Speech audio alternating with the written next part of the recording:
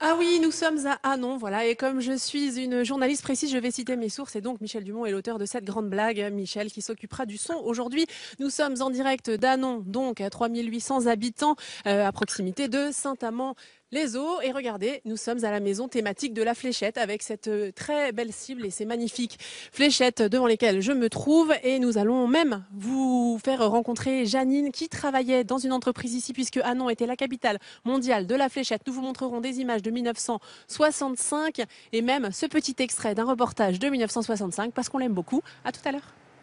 Un atelier a vu naître cette industrie, en même temps d'ailleurs que son propriétaire, monsieur Robert, âgé actuellement de 77 ans et qui nous attend.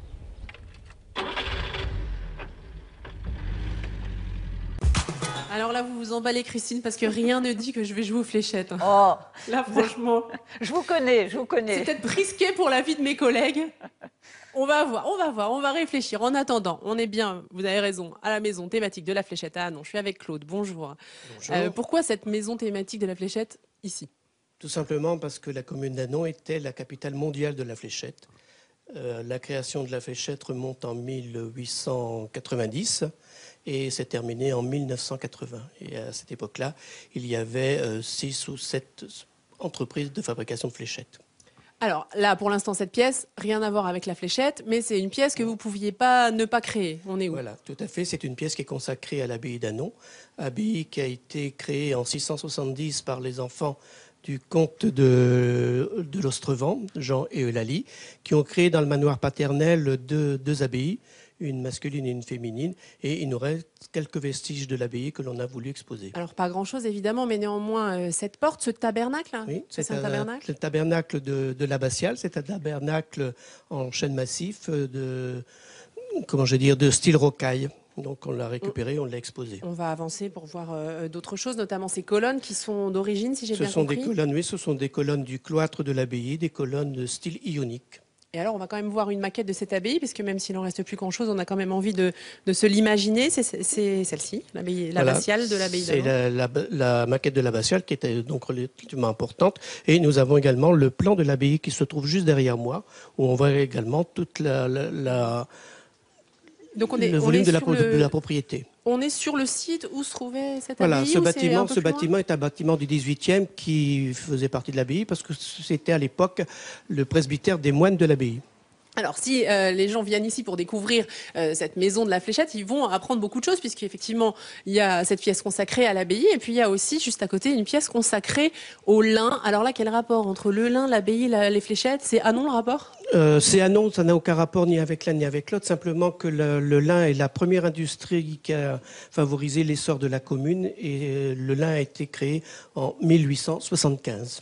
Merci beaucoup Claude. Je vous laisse ici. J'emmène Jean-Marie avec moi rapidement. Jean-Marie, fais attention aux marches d'escalier. Les marches sont grandes. Et hop, on sort. Parce que quand même, on n'aura pas le temps d'en parler, mais je voulais quand même vous montrer ce beau petit jardin de curé qui a été reconstitué ici. Alors, il a été beaucoup plus fleuri, mais il reste néanmoins très beau. Et tout à l'heure, on vous parle, c'est promis, de fléchettes et d'histoire. À tout à l'heure.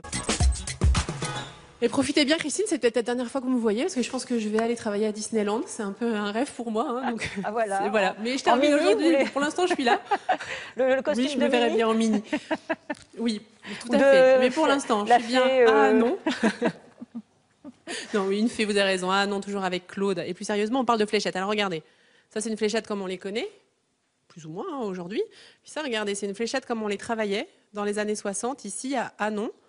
C'est ça, hein, je dis pas de bêtises, Claude. Oui, l'industrie de la fléchette a été créée en 1980. Alors, en 1980 1780, excusez-moi. Ça s'est terminé en 1980, mais 1780 le début. Alors justement, on a des images très anciennes, peut-être pas de 1780, mais des images de 1965 qu'on va découvrir pour comprendre un peu comment on fabriquait des fléchettes. C'est le but un peu de cette maison thématique, c'est d'expliquer comment on travaillait à l'époque? Oui, tout à fait. Donc on a reconstitué l'installation des machines.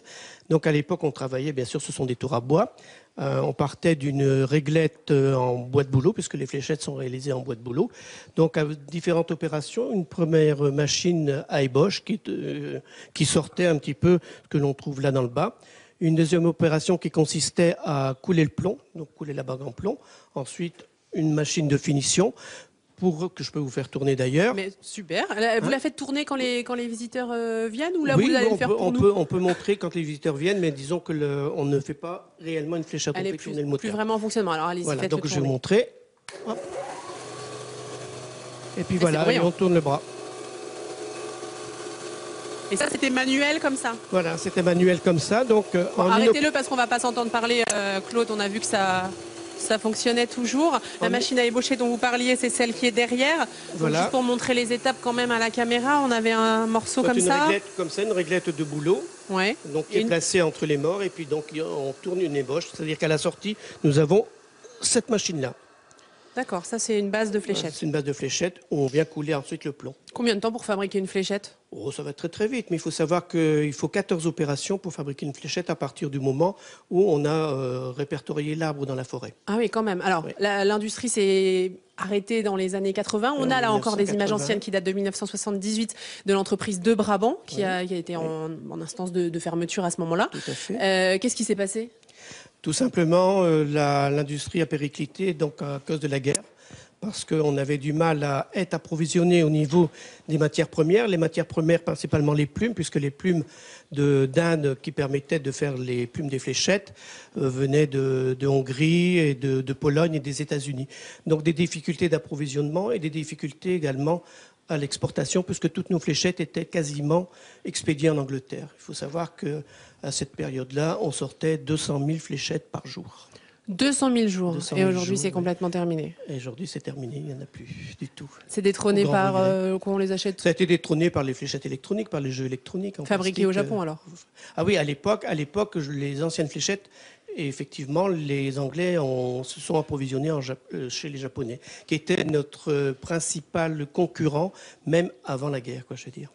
Il y a des pièces exceptionnelles à découvrir ici. On voulait quand même dire un petit mot de... Oui, donc de ça, cette- c'est une pièce qui a été réalisée par Monsieur Robert, qui est également un fabricant de fléchettes et qui a été meilleur ouvrier de France en 1968. Et là, c'est son trophée en quelque sorte qu'il a réalisé pour obtenir ce diplôme. Merci beaucoup Claude pour ces explications. On vous laisse ici. On va aller retrouver Janine tout à l'heure qui elle est là-bas. Et je voulais quand même faire un petit coucou à Pascal qui est un ancien tourneur de fléchettes qui aurait dû être avec nous aujourd'hui et qui est coincé au fond de son lit parce qu'il est malade. On espère qu'il nous regarde. On lui fait un petit coucou et je vous dis à tout à l'heure. Et regardez Christine, on va faire un bond dans l'histoire. Regardez cette photo. Alors, c'est à l'entreprise de Brabant. Cette jeune fille a 19 ans, elle s'appelle Janine. Et tout juste 60 ans plus tard, Janine nous fait l'honneur et l'amitié d'être avec nous à la maison de la Fléchette à Hanon. Bonjour Janine. Bonjour Virginie, Ça va? très bien. Donc vous étiez colleuse, c'est comme ça qu'on dit? Les colleuses de fléchettes. Alors ça consistait en quoi votre travail? C'est une spécialité, hein, les fléchettes. On débute au coulage. Après, on les met sécher, puis c'est recoupé. C'est encore une autre personne. On avait chacun sa spécialité. On nous a dit 14 étapes pour faire une Oui, fléchette. voilà. Vous voulez bien nous montrer en quoi consistait votre travail à vous? Oui. Et nous expliquer en même temps ce que vous faites? Alors, la colle, les plumes sont dans une serpillière humide pour les faire revenir à elles, puis pour faciliter le collage. Ensuite, la colle, elle est préparée.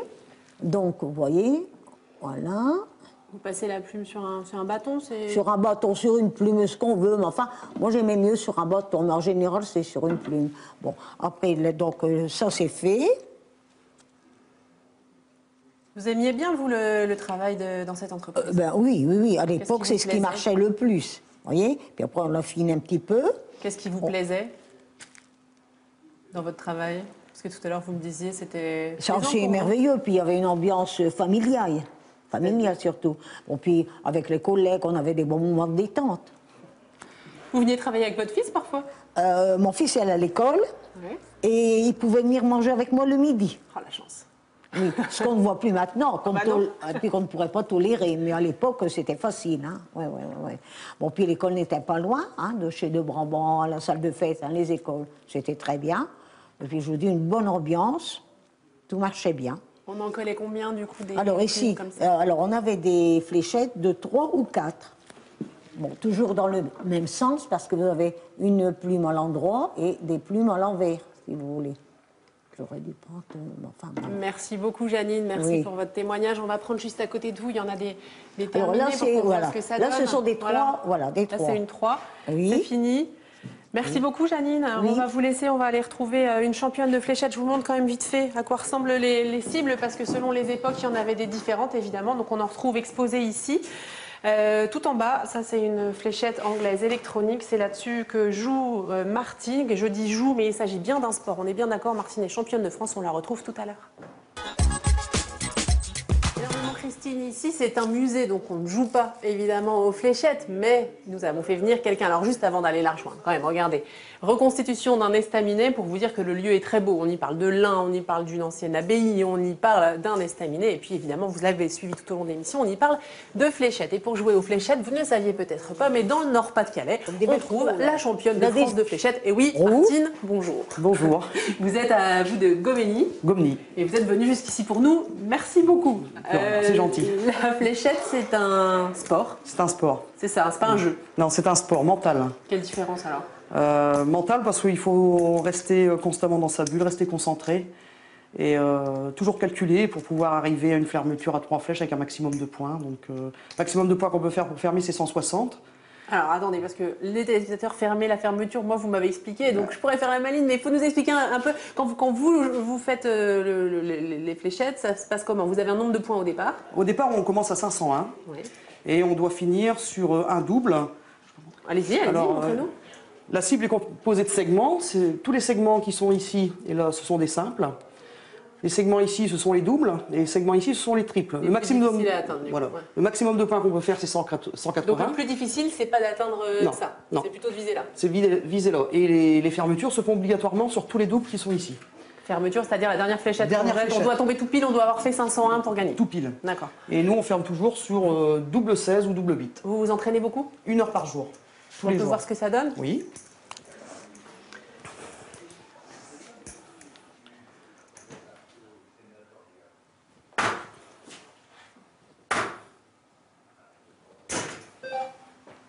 Une heure d'entraînement par jour, c'est...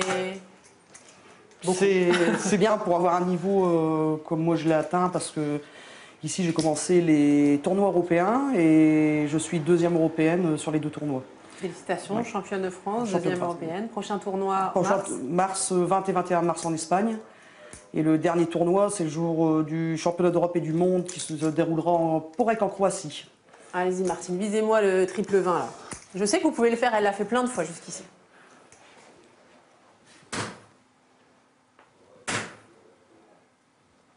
Ah, c'est ma faute, hein, je lui mets la pression. Mais je témoigne sur ma vie. Elle l'a fait 10 fois depuis tout à l'heure. Et encore une fois, Martine, après c'est moi qui essaye. D'accord. pas de Triple 20. souci. Alors là, Triple vous 20, êtes allez. calmé. Hein. C'est moi qui vais le faire. Voilà. Ah, presque. À moi, regardez. Je vais vous montrer comment on fait. Vous êtes nombreux à jouer aux fléchettes? En France, on doit être, je pense, 1000 à peu près. Elle est cassée, celle-là, voilà. Non, il faut la lancer un peu plus fort, voilà. Voilà, c'est bien. Yes. Pas mal. Combien vous m'avez dit en France? On peut prendre à peu près 1000 licenciés, je pense, un peu plus. Merci. Et nous, dans notre club, nous sommes une quinzaine. Merci beaucoup, Martine.